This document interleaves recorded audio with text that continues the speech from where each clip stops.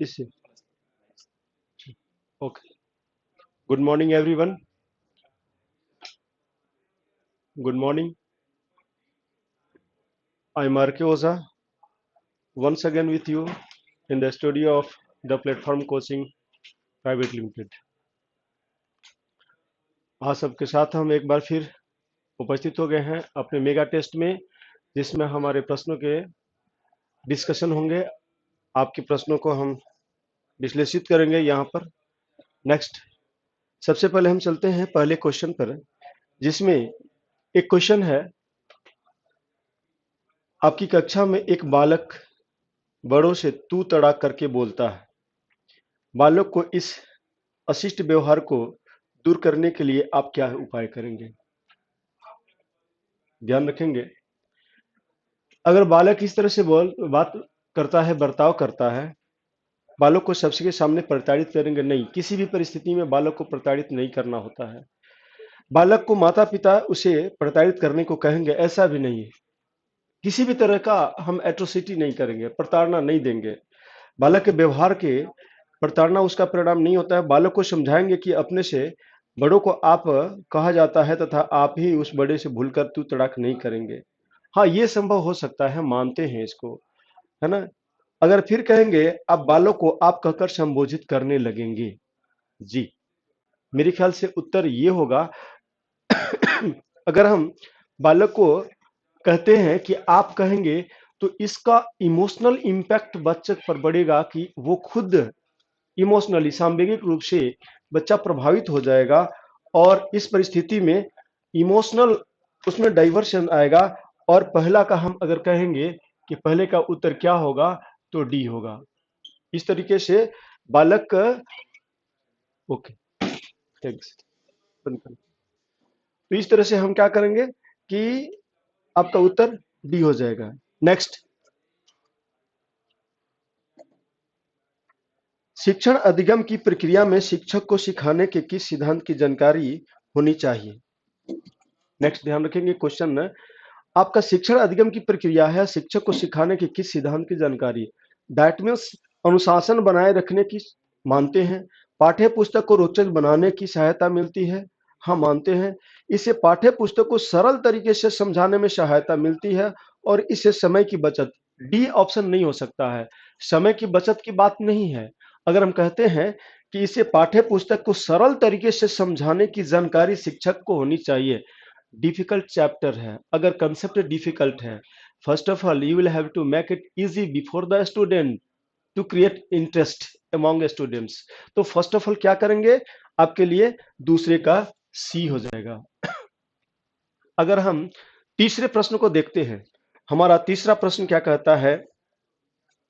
Next, औपचारिक शिक्षण का तात्पर्य है। इसके पहले डिस्कशन में हम आपको औपचारिक अनौपचारिक के बारे में बहुत बता चुके हैं। अब यहाँ कहा जाएगा औपचारिक शिक्षण का क्या तात्पर्य है, जिसे शिक्षार्थी किसी अनुशासनात्मक वातावरण में नियम और सिद्धांत से सीखता है। सिंपली हमने आपको बताया कि आप सब हमेशा इस बात का ध्यान रखिएगा कि विद्यालय के अंतर्गत शिक्षा औपचारिक और विद्यालय से बाहर सिंपल वे में वो अनौपचारिक होता है। शिक्षार्थी स्वतंत्र रूप से सीखता है, नहीं, कोई शिक्षक होना चाहिए। बोलिए, क्लास में, क्लास में, हेलो। नेक्स्ट, अगर कहते हैं इसमें शिक्षार्थी स्वतंत्र रूप से सीखता है, शिक्षार्थी माता पिता के सहयोग से सीखता है, इसमें शिक्षार्थी अधिक मानसिक विश्रांति के साथ सीखता है। हाँ, औपचारिक शिक्षा में हमेशा ध्यान रखें, अनुशासनात्मक वातावरण और नियम सिद्धांत के तहत एक प्रक्रिया के तहत बच्चा सीखता है। इसलिए अगर हम कहेंगे कि तीसरे का, तो तीसरे का हमारा ऑप्शन ए सही होगा। अगर हम कहते हैं चौथा,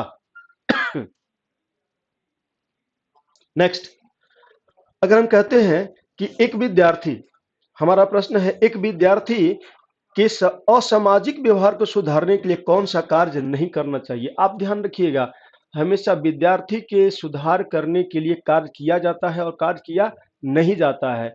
ये आपके एटीट्यूड का एक टेस्ट होता है कि कौन सा कार्य नहीं करेंगे। दूसरे विद्यार्थियों से कहना कि उसके साथ न रहे, आप कभी भी किसी विद्यार्थी को साथ रहने और नहीं रहने का सुझाव नहीं दे सकते हैं। विद्यार्थी से समस्या पर विचार करने को कहिएगा, है ना, ये हो सकता है। परामर्शदाता के पास भेजना ये हो सकता है, उसके परिवार के सदस्यों से बात करना ये हो सकता है। लेकिन ये पहला ऑप्शन अगर कहेंगे कि दूसरे विद्यार्थियों से कहना कि वह उसके साथ नहीं रह गए, अगर इस पॉइंट ऑफ व्यू से कहते हैं तो ये नहीं होगा। इसलिए अगर हम कहते हैं कि 4 का ए, तो ये सर्वाधिक उपयुक्त होगा, है ना। नेक्स्ट, अगर हम कहते हैं अधिगम को प्रभावित करने वाला, क्वेश्चन नंबर 5, अधिगम को प्रभावित करने वाला शिक्षक से संबंधित कारक नहीं है। मतलब कि वो फैक्टर जो लर्निंग को प्रभावित करता है लेकिन कहता है कि संबंधित कारक नहीं है। आप ध्यान रखेंगे है और नहीं, ये दोनों पैटर्न लागू होता है आपके समझ में आता है, और जहां नहीं होता है वो नहीं आता है, क्योंकि नहीं का कंसेप्ट आप विश्लेषित नहीं कर पाते हैं। विषय का ज्ञान, मनोविज्ञान का ज्ञान, व्यक्तिगत भेदों का ज्ञान, तीनों जरूरी है। संबंधित कारक है और कारक अनुशासनहीनता कभी नहीं हो सकती है। इसलिए हम कहते हैं कि इसका क्या होगा, तो हम कहेंगे 5 का सबसे उपयुक्त उत्तर डी होगा। नेक्स्ट हम चलेंगे सी की ओर, है ना। सी, अब कहते हैं कि हमारा सी प्रश्न कहता है कि यदि आपकी आपकी कक्षा के एक छात्र को बहुत गुस्सा आता है, आपकी कक्षा के एक छात्र को बहुत गुस्सा आता है, तो आप क्या करेंगे। आपकी कक्षा के एक छात्र को गुस्सा आता है तो आप क्या करेंगे, दैट मीन्स सिचुएशन को भांपना, पहचानना, है ना। अब उसका नाम विद्यालय से कभी नहीं, आप ध्यान रखिएगा, निगेटिव फैक्ट को कभी नहीं हम मान लेते हैं। डांटना, फटकारना, विद्यालय से निकालना, अभिभावक को सूचित करना वगैरह कुछ की नहीं। स्टूडेंट्स है पूरी तरह से आपके अधीन है, आपके पास सीखने के लिए आया है। उसका नाम विद्यालय से कटवाना नहीं, गृह कार्य बहुत अधिक नहीं, शारीरिक दंड तो कभी देना ही नहीं है। यह स्टेचुअरी वार्निंग हो जाती है एक टीचर के लिए। Student should not be punished physically और मेंटली, कभी नहीं कीजिएगा। कक्षा में शांत एवं खुशहाल वातावरण बताएं ताकि छात्र आपको सुरक्षित महसूस करे अपने आप को। थोड़ा प्रिंटिंग एरर हुआ है, तो हम नेक्स्ट कहेंगे कि क्वेश्चन नंबर सी, तो इसका उत्तर हो जाएगा डी, उपयुक्त उत्तर। नेक्स्ट चलते हैं क्वेश्चन नंबर 7। क्वेश्चन नंबर 7, पारंपरिक बाह्य परीक्षा की तुलना में वर्तमान समय में विद्यालय आधारित मूल्यांकन को सुदृढ़ करने की आवश्यकता क्यों है। थोड़ा सा ट्रेडिशनल और नॉन ट्रेडिशनल का कंसेप्ट यहां पर आता है, आप ध्यान दीजिएगा। पारंपरिक बाह्य परीक्षा की तुलना में जो वर्तमान जो हमारी विद्यालय के आधारभूत मूल्यांकन शुद्ध, जैसे कभी हम कहते हैं ना सीसीई चल रहा है, हमारे जो सिस्टमेटिक सिस्टम से है ना इस तरह से चल रहा है, तो क्यों आवश्यक है, क्योंकि विद्यालय आधारित मूल्यांकन में बच्चों की सभी योग्यताओं का मूल्यांकन होता है। बात सही है। अगला भी ऑप्शन देखेंगे, ध्यान रखिएगा। हमारे कुछ विद्यार्थी ऐसे होते हैं कि एक ऑप्शन को देख करके समझ जाते हैं कि यही उपयुक्त होगा, नहीं। आप ऑप्शन तक पहुंचने के लिए क्या करेंगे, हमेशा विभिन्न जो ऑप्शन है उनका विश्लेषण करेंगे और सर्वाधिक उपयुक्त प्रश्नों का ऑप्शन जो होगा प्रश्न का, उसको हम उत्तर मानेंगे। क्योंकि कभी कभी ऐसा भी होता है कि सभी प्रश्न के ऑप्शन सही होते हैं। अब देखते हैं, पहले से हम आगे नहीं बढ़ेंगे। हम अगर कहेंगे पारंपरिक की बात करते हैं, तो दूसरे ऑप्शन को देखते हैं। विद्यालय आधारभूत मूल्यांकन वर्ष के अंत में एक बार होता है, जिसे छात्रों के नहीं एक बार होने से कोई मायने नहीं रखता है। और कहेंगे आधारित मूल्यांकन वर्ष के अंत में एक बार होता है, छात्रों को सुविधा होती है। अंत में एक बार होता है, छात्रों को सुविधा होती है। अगर कहेंगे कि क्योंकि विद्यालय आधारित परीक्षा में अंकों के आधार पर नहीं, बी सी डी अगर हम थोड़ा सा भी अगर मूल्यांकन करते हैं तो ये उपयुक्त नहीं होता है। थोड़ा सा प्रिंटिंग हो रहा हुआ है ऑप्शन में। विद्यालय आधारित मूल्यांकन में बच्चों की सभी योग्यताओं का मूल्यांकन हो जाता है, यानी कि उसका व्यापक मूल्यांकन हो जाता है। इसलिए हम कहेंगे 7 का ए हो जाएगा। अब चलते हैं हमारा क्वेश्चन नंबर 8। यदि किसी छात्र ने अपने वातावरण में सामंजस्य करना सीख लिया हो तो एक शिक्षक होने के नाते आपका विचार होगा कि वह छात्र है। अब ध्यान कर दीजिएगा, विद्यार्थी अनुकूलित हो गया है, अपने परिस्थिति में अनुकूलित हो जाना, वो सामंजस्य स्थापित, एडजस्टमेंट होता है। जैसे कहते हैं ना, विद्यार्थी सोसाइटी में एडजस्ट होता है, इन्वायरमेंट में एडजस्ट होता है। तो जब एडजस्ट हो गया तो मंदबुद्धि कैसे है, नहीं है। और मूर्ख कैसे है, ए सी डी तो होगा नहीं। आयु से अधिक बुद्धिमान नहीं, बुद्धिमान है। तो इसलिए अगर हम कहेंगे कि वह विद्यार्थी, तो 8 का हमारा बी होगा। अगर हम कहेंगे, फिर अगला 9 क्वेश्चन देखते हैं। यदि किसी छात्र ने अपने क्वेश्चन नंबर 9, निम्न में से किसको एक अभिप्रेरित शिक्षण का संकेतक माना जाता है? अभिप्रेरित शिक्षण, देखिए शब्द का प्रयोग किया गया है अभिप्रेरित शिक्षण, मतलब मोटिवेटेड एजुकेशन, जो किसी से प्रेरित है ना। संकेत किसका है? कक्षा में अधिकतम उपस्थिति नहीं, शिक्षक द्वारा दिया गया उपचारात्मक कार्य, ये मोटिवेटेड आंशिक होता है। शिक्षार्थियों द्वारा प्रश्न पूछना और कक्षा में एकदम खामोशी, डी तो होगा नहीं, खामोशी से नहीं है। आप हमेशा ध्यान रखिएगा, अगर कोई विद्यार्थी प्रश्न पूछता है, that means someone has motivated him. Circumstances, either circumstances और पर्सन, तो दैट मीन्स कि हमारा अगर कहेंगे इस प्रश्न का उत्तर क्वेश्चन नंबर 9, तो सर्वाधिक उपयुक्त क्या होगा? सी होगा। अब चलते हैं हम अपने प्रश्न संख्या, अगले प्रश्न संख्या की ओर, जिसमें हम कहते हैं प्रश्न संख्या 10 में क्या कहता है? किसने नैतिक विकास की अवस्था के सिद्धांत को प्रतिपादित किया है? अब ध्यान रखिएगा, आप हमेशा पढ़ते हैं ना, कोहलवर्ग, जीन पियाजे, वाइगस्की, है ना, वगैरह वगैरह। अगर हम इनमें कहते हैं जीन पियाजे, फ्रॉइड, सीयर्स, तो निश्चित तौर पर अगर नैतिक विकास की अवस्था के बारे में अगर हम कहते हैं, तो हमारा इस प्रश्न का उत्तर निश्चित तौर पर लॉरेंस कोहरवर्ग को श्रेय जाता है। हमारा उत्तर क्या हो जाएगा? 10 का बी। इस प्रकार हम कह सकते हैं कि हमारे इस प्रश्न के उत्तर 10 का बी होगा। अगले नेक्स्ट, मोबाइल आपके पास है ना? नेक्स्ट अगला क्वेश्चन, हम अगर कहते हैं कि एक शिक्षक को अपने विद्यालय में किन छात्रों को अधिक महत्व देना चाहिए? आप ध्यान रखिएगा, इस तरह का एक प्रश्न पूछा जाता है आपके अभिरुचि को परखने के लिए, आपके शिक्षण कला को परखने के लिए। कभी भी ध्यान रखिएगा, विद्यार्थी से विद्यार्थी में भिन्नता कम आंकना, ज्यादा प्रदर्शित करना, ये शिक्षक का काम नहीं है। उच्च वर्ग के बालकों को कभी नहीं, पिछड़े वर्ग को बालकों को कभी नहीं, अनुसूचित वर्ग के बालकों को कभी नहीं, ध्यान रखिएगा, सभी को समान महत्व देना है। इसलिए क्वेश्चन नंबर 11 कहता है, तो उसकी हम व्याख्या के तौर पर उत्तर क्या प्रस्तुत करेंगे? डी करेंगे। क्वेश्चन नंबर 12 आता है अगला क्वेश्चन, ऐसे बालक जो मौखिक रूप से सीखने में अक्षम होते हैं, ग्रस्त होते हैं। ध्यान दीजिएगा, हम आपको पहले भी बता चुके हैं कि कुछ विकार होते हैं अधिगम में, जैसे लैक्सिया होता है, ग्राफिया होता है ना, कैलकुलिया होता है। इसमें से अगर हम कहेंगे कि लैक्सिया, ग्रेफिया, डिस्ग्राफिया, तो ये मौखिक रूप से सीखने की जो ये विकार है, उसमें सबसे ज्यादा सी अफेजिया होता है। जो बालक मौखिक रूप से सीखने में डिसेबल होता है, उसमें ये विकार होता है। 100 अगर हम कहेंगे 12, क्वेश्चन नंबर 12, तो इसका उत्तर हम क्या करेंगे?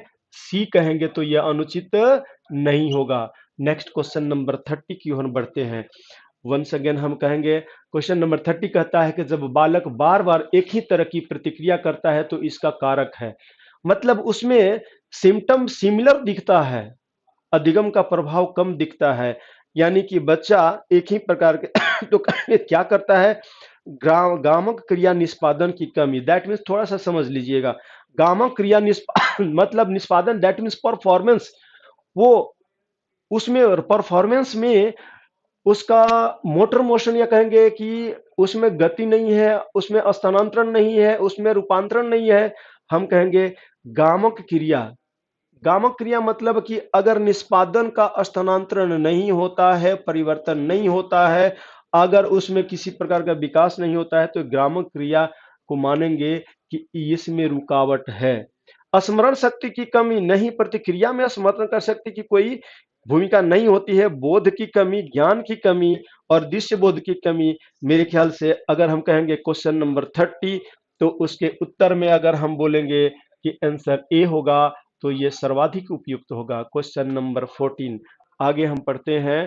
क्वेश्चन नंबर हमारा 14 क्या कहता है? एक अच्छे शिक्षक के रूप में व्यक्ति को बुद्धि परीक्षण के परिणाम जानने के बाद निम्नलिखित में से किस व्यवहार से बचना चाहिए? देखिए अवॉइडेंस है टीचर के लिए, है ना। कह रहा है कि आप एक अच्छे शिक्षक है और बुद्धि परीक्षण कर रहे हैं, तो परिणाम के बाद बचना चाहिए। आपको कौन से परिणाम से बचना चाहिए? व्यवहार से। परिणाम के आधार पर सुधार के लिए परामर्श देना, परिणाम के आधार पर सुधार के लिए परामर्श देना। अब नहीं, परिणाम के आधार पर ही सुधार करते हैं हम, इससे नहीं बचना चाहिए। परिणाम के आधार पर कम बुद्धि वाले बच्चों का चयन पर कर उन्हें कठिन कार्य करने से रोकना, ये मेरे ख्याल से उपयुक्त नहीं होता है। फिर भी हम आगे देखेंगे। बुद्धि परीक्षण का उपयोग अनुसंधान में बच्चों का व्यापक सहयोग लेने के लिए करना। अगर हम कहते हैं कि बुद्धि परीक्षण का उपयोग अनुसंधान में बच्चों का व्यापक सहयोग लेने के लिए करना, आंशिक रूप से ये होता है लेकिन पूर्ण रूप से नहीं है। शिक्षक को बुद्धि परीक्षण के परिणाम के आधार पर कोई भी कार्य नहीं करना चाहिए। नहीं, बिल्कुल डी गलत है। हम कहेंगे सभी इस ऑप्शन का अगर विश्लेषण करते हैं तो हम कहेंगे कि परिणाम के आधार पर कम बुद्धि वाले बच्चों का चयन कर उन्हें कठिन कार्य से रोकना। चयन तक तो सही है लेकिन कठिन काम तक रोकना ये गलत हो जाएगा। इसलिए अगर हम कह सकते हैं कि 14, तो क्वेश्चन नंबर का ऑप्शन बी उपयुक्त होगा। आगे हम बढ़ते हैं। नेक्स्ट, यदि आप एक शिक्षक हैं तो विशेष आवश्यकता वाले बच्चों की शिक्षा कैसी उपलब्ध कराएंगे? आप एक शिक्षक हैं और विशेष आवश्यकता वाले बच्चों की शिक्षा उपलब्ध कराना है। अब कहते हैं कि अन्य सामान्य बच्चों के साथ विशेष विद्यालय में विद्यालय से बच्चों के विकसित पद्धतियों द्वारा, विशेष विद्यालय में विशेष शिक्षाओं द्वारा नहीं। आप ध्यान रखिएगा, कभी भी हम डिस्क्रिमिनेशन नहीं करते हैं। विशेष आवश्यकता वाले बच्चों की शिक्षा अगर हम कहेंगे तो अन्य सामान्य बच्चों के साथ अगर करते हैं तो ये सर्वाधिक उपयुक्त पद्धति होगी और अधिगम को सुचारू रूप से हम प्रस्तुत कर सकते हैं। इसलिए अगर हम कहते हैं 15, तो इसमें अगर ए कहेंगे तो ये उत्तर उपयुक्त होगा। 16, अगला नेक्स्ट 16 हमारा क्वेश्चन क्या कह रहा है? निम्न में से क्या एक शिक्षक की विशेषता नहीं है? हमारे जानते हैं ना, शिक्षक आदर्श के प्रतिरूप होते हैं। शिक्षक में कुछ विशेष गुण होते हैं, शिक्षक की कुछ खास विशेषता होती है। उन्हीं विशेषताओं में यहाँ पूछा जा रहा है कि शिक्षक की विशेषता क्या नहीं है ना। शिक्षक की विशेषता नहीं है। शिक्षण शिक्षा के उद्देश्यों को प्राप्त करने का साधन है, ठीक है। शिक्षण कला अगर हम कहेंगे तथा विज्ञान दोनों होता है। शिक्षण एक प्रयोगात्मक मनोविज्ञान नहीं है। शिक्षण शिक्षक तथा विद्यार्थियों के बीच की कड़ी है। आप ध्यान रखिएगा, क्या एक शिक्षक की विशेषता है ना, थोड़ी सी प्रिंटिंग एरर हुई है, शिक्षक शिक्षण नहीं होना चाहिए, शिक्षक आता है। थोड़ा सा आप विद्यार्थी से भी समझ गए होंगे। अगर हम कहेंगे शिक्षण के बारे में तो सर्वाधिक उपयुक्त मेरे ख्याल से होगा कि शिक्षण एक प्रयोगात्मक मनोविज्ञान नहीं है। बाकी सब उपयुक्त होता है। शिक्षण शिक्षा के उद्देश्यों को प्राप्त करने का साधन है। कला विज्ञान दोनों है। शिक्षण शिक्षक शिक्षार्थियों के बीच की कड़ी है, लेकिन सी सूटेबल नहीं होता है, इस प्रश्न की व्याख्या नहीं करता है। इसलिए हम क्या कहेंगे कि हमारे 60 का सी होगा, तो सर्वाधिक उत्तर उपयुक्त होगा। आगे बढ़ते हैं नेक्स्ट क्वेश्चन के लिए। हमारा नेक्स्ट क्वेश्चन है कि किसी बच्चे के चिंतन में आयु के बढ़ने के साथ साथ किसकी प्रधानता बढ़ती है? ध्यान रखिएगा, कहते हैं ना, करके सीखते हैं, नहीं तो उम्र से सीखते हैं। यहां पर दोनों बातों को समायोजित किया गया है। चिंतन में आयु के बढ़ने के साथ साथ किसकी प्रधानता होती है? तर्क की होती है। सामान्यीकरण की मतलब सिंप्लीफिकेशन की नहीं, विशेषता होती है। आत्मकेंद्रणकरण की, सेंट्रलाइजेशन की, जीववाद की नहीं। अगर हम इसमें कहेंगे अगर, तो सबसे बढ़िया होगा कि हमारे उम्र और अनुभव के साथ साथ हमारी तार्किक योग्यता बढ़ती है। अगर हम इसमें तर्क की प्रधानता देते हैं तो 17 का उत्तर क्या हो जाएगा? सर्वाधिक उपयुक्त ए हो जाएगा। नेक्स्ट हम आगे बढ़ते हैं। हमारा क्वेश्चन नंबर क्या है? तो हम आगे बढ़ेंगे। क्वेश्चन कहता है, एक अध्यापक को अपनी कक्षा में किन में से किन तथ्यों को नकारना चाहिए? मतलब कुछ ऐसे हमारे ऑप्शन दिए गए हैं जो शिक्षक को, जिनमें से बाकी को करना चाहिए और एक को नहीं करना चाहिए। ऑप्शन का कंसेप्ट यही कहता है कि अगर हम कहते हैं कि छात्र छात्राओं के पठन संबंधी विकारों को नहीं, आप नकार दीजिएगा विकारों को तो सुधारिएगा कैसे? छात्र छात्राओं के मध्य लैंगिक भेदभाव को हाँ, gender discrimination is strictly prohibited by a teacher as well as a student and all the systems. छात्र छात्राओं के व्यवहार संबंधी विकारों को नहीं, उनको भी नहीं नकारना है। और छात्र छात्राओं के झगड़ों से संबंधित मुद्दों को अगर नहीं निपटाइएगा तो फिर तो इस विद्यालय का वातावरण ही दूषित हो जाएगा। इसलिए अगर हम कहेंगे क्वेश्चन 18 तो सर्वाधिक उपयुक्त क्या होगा? बी होगा। आगे बढ़ते हैं क्वेश्चन नंबर 19 की ओर।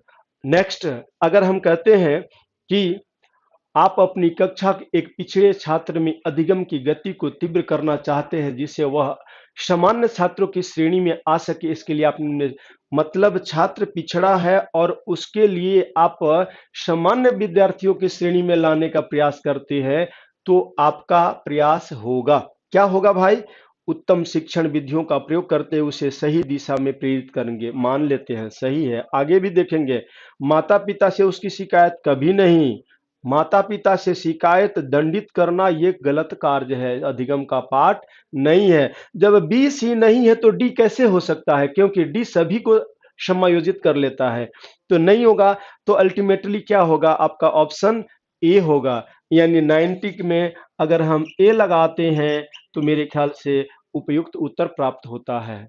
अगला बढ़ते हैं हम, हमारा क्वेश्चन नंबर 20 क्वेश्चन नंबर हमारा क्या कहता है?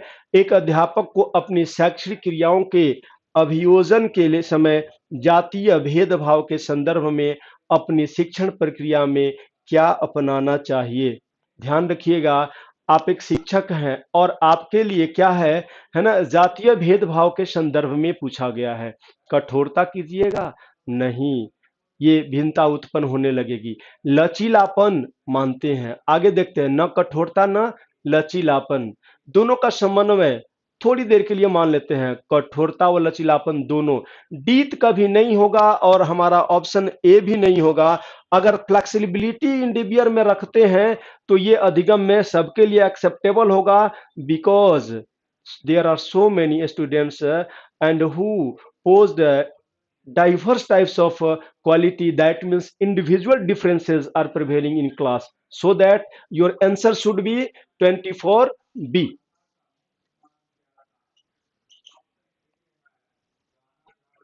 नेक्स्ट, आगे बढ़ते हैं हम। क्वेश्चन नंबर 21, आपकी कक्षा का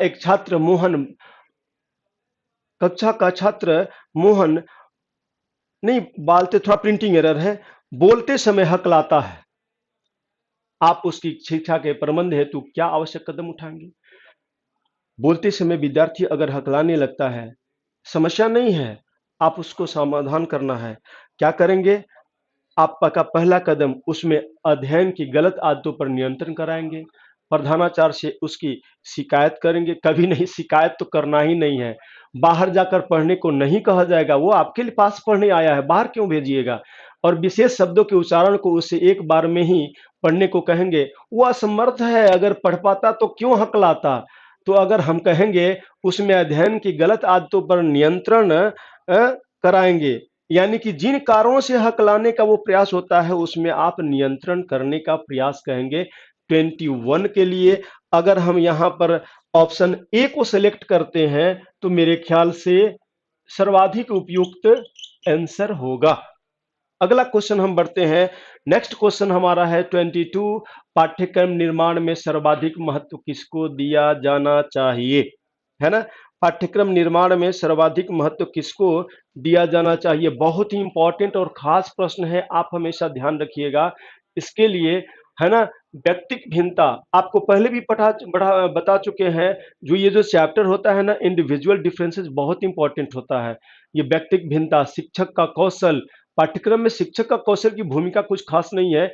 विद्यालय की व्यवस्था, बालक की आर्थिक स्थिति तो बिल्कुल नेग्लेक्ट करते हैं, ये हमारा डी हो ही नहीं सकता है।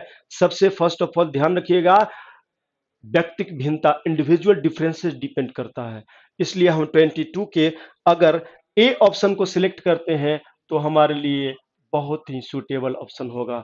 नेक्स्ट क्वेश्चन कहता है हमारा 23, बहुत इंपॉर्टेंट है, सब लोग जानते हैं। उत्तर बताए बगैर ही आप बना सकते हैं मैं कौन हूं, मैं क्या हूं, मैं कुछ भी हूं, है ना। तो इस तरह से अगर आपके अंदर इमोशन आता है, भावनाएं विकास की किस अवस्था की ओर इंगित करती है, तो निश्चित तौर पर भूल भुलैया की अवस्था, आंधी तूफान की अवस्था। आप लोग जानते होंगे ये प्रौढ़ावस्था, बाल्यावस्था, पूर्व बाल्यावस्था नहीं है। ये कौन सी अवस्था है भाई? तो ये किशोरावस्था है। दैट मीन्स 23 का ऑप्शन हमारा ए होगा। आगे बढ़ते हैं 24। Question number 24। आपकी कक्षा में एक शिक्षार्थी 10 को नेट और सा को वाच पढ़ता है ना। अब देखिएगा कि ये विद्यार्थी पढ़ता है, लिखता नहीं है, ध्यान रखिएगा। विद्यार्थी 10 को नेट और सा को वाच पढ़ता है।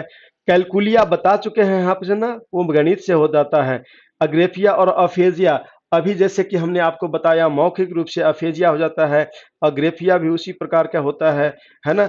डिसलेक्सिया अगर कहेंगे तो ये पढ़ने कहने कहता है कि 10 को नेट और सा को वाज पढ़ना, यानी कि इस तरीके से डिसलेक्सिया का ये विकार का पहचान है। तो अगर हम कहेंगे कि ए होगा, सॉरी सी होगा, तो सर्वाधिक उपयुक्त उत्तर होगा। Next question number 25। Next question हमारा और अंतिम क्वेश्चन हमारा हमारे इस सेक्शन में, इस मेगा टेस्ट में 25 हमारे सब्जेक्ट से था, 25 रीजनिंग से था। अंतिम प्रश्न पढ़ते हैं। शिक्षा की पाठ्यचर्या बदलती रहनी चाहिए, क्योंकि हमेशा हम बताते हैं हमारी पाठ्यचर्या कैसे निर्धारित होती है। हमारी पाठ्यचर्या हमारी आवश्यकताओं को ख्याल में रख करके प्रभावित होती रहती हैं और निर्धारित होती हैं। समाज की शिक्षा को इसके लिए विवश करता है, समाज की आवश्यकताएं बदलती है, इससे ही समाज में परिवर्तन आता है। पाठ्यचर्या सामाजिक निर्देशन का पालन करती है। अगर हम करते हैं हमारी सामाजिक शिक्षा के लिए विवश करता है तो नहीं होता है, परिवर्तन आता है तो नहीं होता है। यानी ए और डी हमारा ऑप्शन नहीं होता है। ऑप्शन बी कहता है कि सामाजिक आवश्यकताएं बदलते रहती है। और फिर कहते हैं कि समाज में परिवर्तन आता है, नहीं, हमारी आवश्यकताओं के अनुसार हमारे निर्देशन हेतु पाठ्यचर्या का निर्धारण होता है, सामाजिक निर्देशन नहीं होता है। यानी 25 का अगर हम बी कहते हैं तो सर्वाधिक उपयुक्त उत्तर हो जाता है। इसलिए अगर हम आते हैं, सॉरी 24 में थे क्या, 22, 23, 24, 25। नेक्स्ट 25 की अगर बात करेंगे तो हमारा ऑप्शन बी हो जाएगा। इस तरह से all the students who have appeared in the test, now once again R K Ojha, मैं आप लोगों के लिए 25 क्वेश्चन एक्सप्लेन किया और फिर एक बार आप लोगों से मैं एक इन्फॉर्मेशन के तौर पर बता रहा हूं कि हमारा मेगा टेस्ट जिसमें बहुत सारे स्टूडेंट्स ने ऑनलाइन पार्टिसिपेट किया, इसके लिए आप लोगों को बहुत बहुत धन्यवाद। और आगामी जो हमारी एग्जामिनेशन 28 को होने वाली है उसके लिए आप लोगों को शुभकामना। और आप सबों के लिए मैं ईश्वर से प्रार्थना करूं आपकी सफलता के लिए, आपके उज्जवल भविष्य के लिए। इस सूचना के साथ कि अगला हमारा सीटेट का बैच स्टार्ट होने वाला है हमारे प्लेटफॉर्म में 14 फरवरी के, फरवरी 14 को, है ना। उसमें हम इस तरह से और भी कुशल रणनीति से हम आपके लिए करेंगे। इसके बाद रीजनिंग का क्लास होगा, इसके 5 मिनट्स आफ्टर, है ना, लेटर 5 मिनट होगा सबके लिए। एक बार फिर वंस अगेन आपको सबको शुभकामना, शुभ आशीर्वाद, सफलता की कामना के साथ मैं आर के ओझा अपने प्लेटफॉर्म स्टूडियो से फिर वापस चलता हूँ। फिर मिलेंगे। Have a good day and same to you. And next आपकी शुभकामना, आपके भगवान आपके सफल बनाए। और इन्हीं शब्दों के साथ थैंक्स यू वेरी मच।